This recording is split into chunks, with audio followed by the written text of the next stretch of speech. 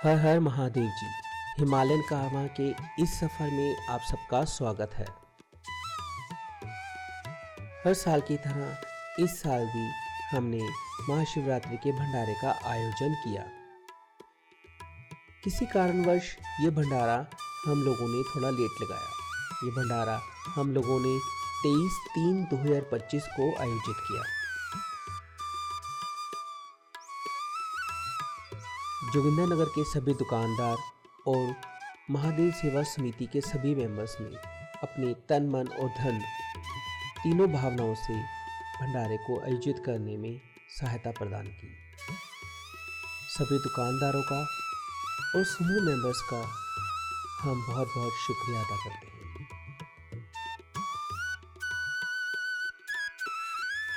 सबसे पहले हमने ज्योति को प्रज्वलित किया।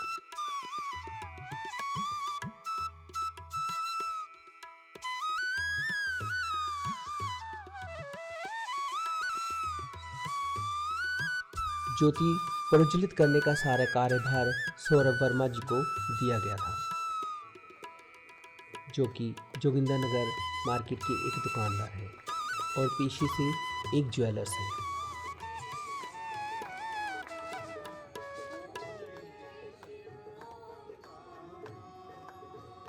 सभी दुकानदारों ने एक एक करके महादेव जी की आरती को उतारा।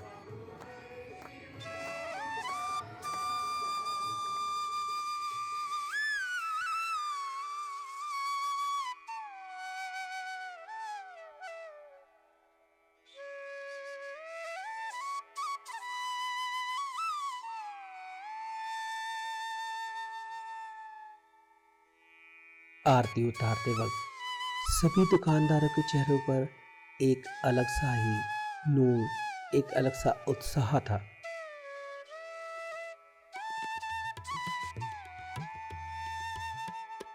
और फिर इस तरह सभी दुकानदारों ने एक एक करके महादेव की आरती उतारी और उनका आशीर्वाद प्राप्त किया। क्योंकि मैं कैमरे के पीछे था, इसलिए मेरा नंबर थोड़ा लेट आया, परंतु महादेव की आरती उतारने में मैं भी कहाँ पीछे रहता। तो फिर मैंने भी महादेव की आरती उतारी और उनका भरपूर आशीर्वाद और प्यार प्राप्त किया। और इस तरह महादेव की आरती संपन्न हुई।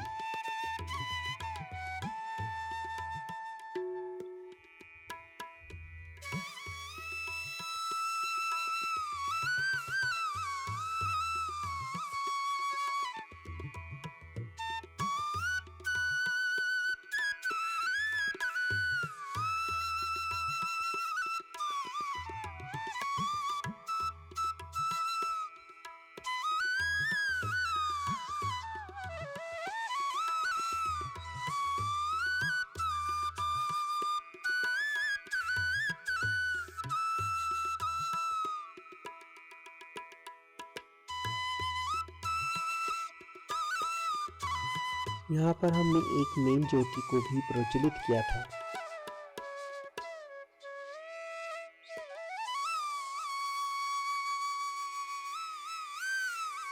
और हमने भंडारे में इस बार ब्रेड पकौड़ा और चाय का आयोजन किया था, जो कि भक्तों को बहुत पसंद आया।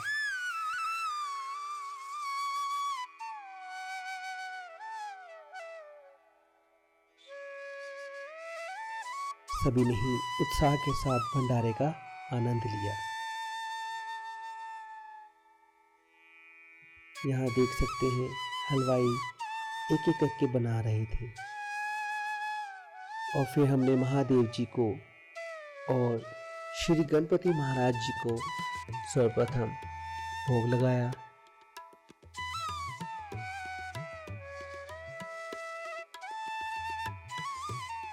और फिर हमने चाय का भी भोग लगाया।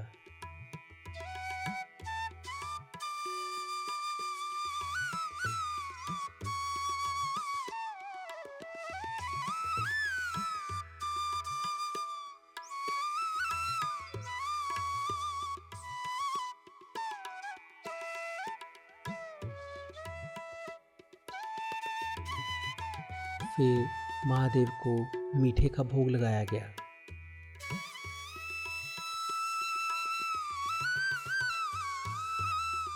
कितना ही आनंद आता है जब आप ऐसा कोई सेलिब्रेशन करते हैं, ऐसा कोई फेस्टिव को मनाते हैं, और वो भी सब समूह में, जिसमें ना तो कोई ऊंचा होता है ना कोई नीचा होता है, ना कोई किसी धर्म का होता है ना कोई किसी धर्म का होता है, सब एक होते हैं।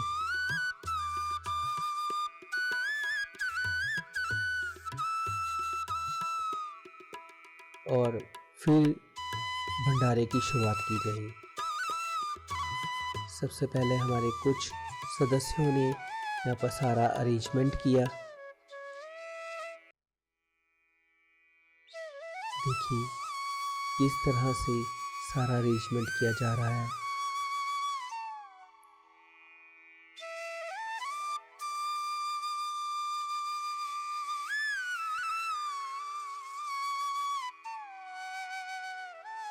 सभी दुकानदार एक एक करके अपनी सेवा और भावना के साथ महादेव की इस आयोजन में भाग ले रहे हैं।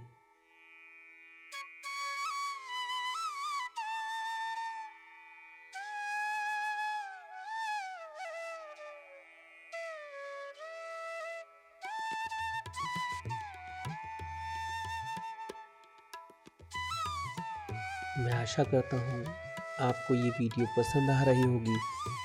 अगर आपको ये वीडियो पसंद आ रही है तो एक लाइक ज़रूर करिए और हमारे चैनल को सब्सक्राइब ज़रूर करिए।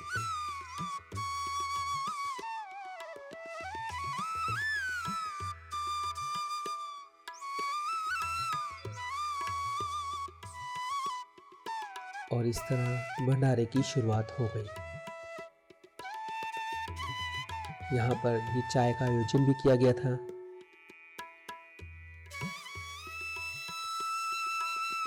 सदस्य कार वालों को रोककर भी दे रहे थे भंडारे को। बहुत अच्छा महसूस हो रहा था इस वक्त।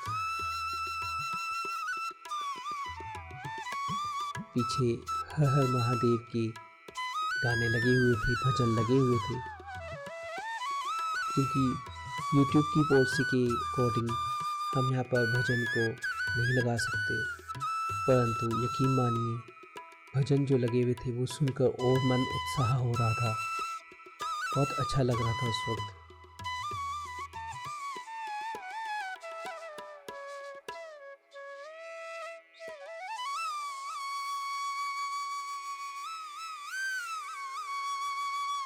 बहुत सी ऐसी घटनाएं हैं जो महादेव की विवाह से जुड़ी हुई हैं।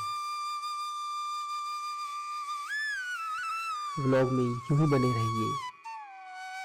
कुछ ही देर बाद हम आपको महादेव की एक छोटी सी कथा भी सुनाएंगे जो कि अत्यंत प्रिय है,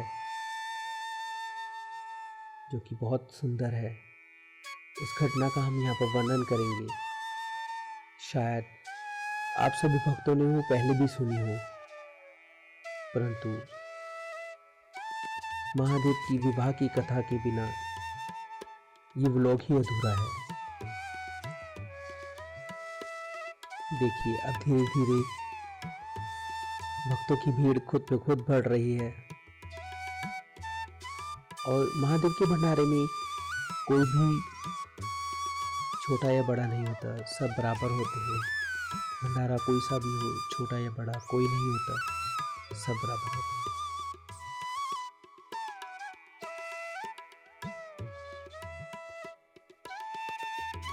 थोड़ी देर बाद आपको महादेव की कथा भी सुनाई देगी, तो उस कथा का भी आनंद लीजिए।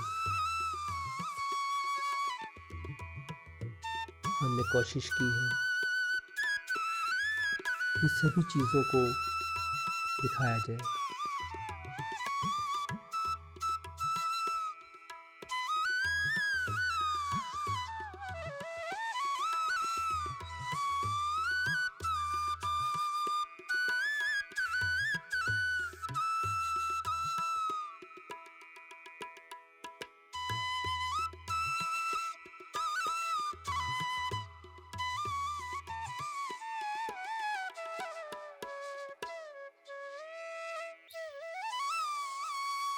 महादेव का विवाह ब्रह्मांड की सबसे सुंदर घटनाओं में से एक है, क्योंकि महादेव के विवाह में देव, दानव, असुर सब एक साथ उपस्थित हुए थे।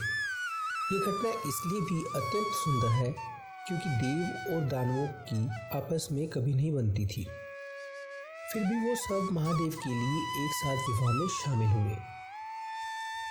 महादेव मोह माया से दूर रहने वाले देव हैं, जिनको एकांत अत्यंत प्रिय है, परंतु आज उनका विवाह जिनसे होने वाला था उनको हम सब माँ पार्वती के रूप में जानते हैं। माँ पार्वती पर्वतराज हिमालय और मैना की पुत्री हैं और वो एक राजकुमारी भी हैं। महादेव को पशुपतिनाथ भी कहा जाता है, जिसके अनुसार वह सभी जीव जंतु, कीड़े मकोड़े, भूत पिशाच, प्रेत इत्यादि के भी देव हैं। इसलिए विवाह में सभी देव, दानव, इंसान, किन्नर, वानर, गंधर्व, जीव जंतु, कीड़े मकोड़े इत्यादि शामिल हुए। विवाह के समय जब शिवजी से उनकी वंशावली के बारे में पूछा गया तो वह मौन अवस्था में रहे। तब नारद जी ने सभी को ये उत्तर दिया कि महादेव स्वयंभू है। महादेव तो अजन्मे हैं, ना तो उनका कोई गोत्र है, ना ही कोई वंश है, ना ही कोई राज्य है, ना कोई सीमा है, ना ही कोई नक्षत्र है, ना ही कोई पिता है, ना ही कोई माता है। ये देव सब मोह माया से दूर है। ये तो बस एक योगी है और ये सारा ब्रह्मांड मात्र इनकी योग माया की रचना है और हम सब इनकी रचना के पात्र हैं। इनकी कोई भी जाति या परंपरा नहीं है, इसलिए ये सभी के हैं और सभी इनके हैं। इनका बस एक ही वंश है और वो है ओम की ध्वनि। महादेव ओम की ध्वनि से प्रकट हुए हैं। अंततः ये संपूर्ण ब्रह्मांड में उपस्थित है। ओम की ध्वनि इनकी अनुभूति है। ये प्रकृति महादेव की रचना है। महादेव के कारण ही प्रकृति अस्तित्व में आई है। हिंदू धर्म में माँ पार्वती को प्रकृति का रूप माना जाता है, इसलिए महादेव को देव नहीं महादेव कहते हैं। तब नारद जी ने पर्वतराज हिमालय से विनम्र निवेदन किया, हे पर्वतराज हिमालय, आपकी पुत्री पार्वती कोई साधारण कन्या नहीं है। ये जगदम्बा लाखों वर्ष पूर्व जन्म में माँ गौरी थी, इसलिए इन्होंने बाल अवस्था में ही शिव जी को पाने के लिए शिव पूजन शुरू कर दिया था। हिमालय राज, अपनी पुत्री का विवाह निसंकोच भोले बाबा से कर दीजिए। ये ही संसार के लिए उपकारी है, क्योंकि ये ही माँ अन्नपूर्णा है। जिस दिन माँ पार्वती का विवाह महादेव से हुआ, उस दिन को ही हम महाशिवरात्रि के रूप में मनाते हैं। इसलिए ये घटना अत्यंत सुंदर, मनमोहक और संसार के लिए कल्याणकारी है।